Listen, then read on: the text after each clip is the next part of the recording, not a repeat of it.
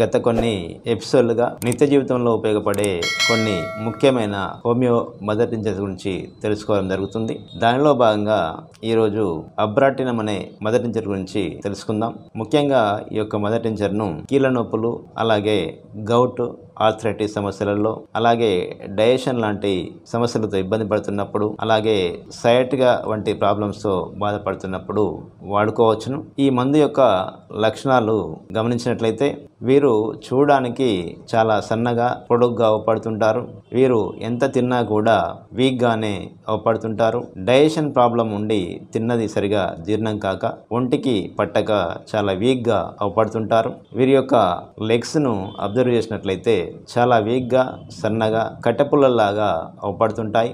ఇలాంటి శరీర తత్వాన్ని వీరు కలిగి ఉంటారు. అలాగే మానసికంగా వీరు చాలా తీవ్రమైన కోపానికి గురవుతుంటారు. అలాగే వీరికి ఎక్కువగా స్పైసీతో కూడిన ఆహార పదార్థాలే తీసుకోవడానికి ఇష్టపడుతుంటారు. ఎక్కువగా వేపుళ్ళు, సాల్ట్ ఎక్కువగా ఉన్న ఫుడ్, అలాగే మసాలాలతో కూడి ఉన్న ఆహార పదార్థాన్ని తినడానికి వీళ్ళు ఇష్టపడుతుంటారు.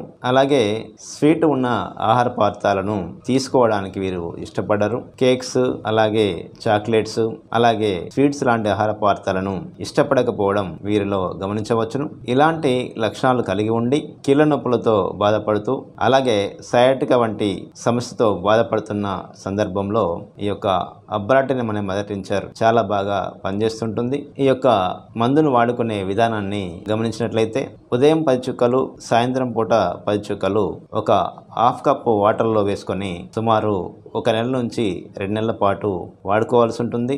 ఎప్పుడైతే సమస్య అనేది తగ్గుముఖం పడుతుందో వెంటనే మందును ఆపేయాల్సి ఉంటుంది. ఒకవేళ మందును లక్షణ సముదాయాన్ని బట్టి ఎంచుకోవడంలో ఇబ్బంది పడుతున్నప్పుడు దగ్గరలో ఉన్న హోమియో డాక్టర్ సలహా మేర గనక మందులను వాడుకున్నట్లయితే సమస్యను త్వరగా తగ్గించుకోవచ్చును.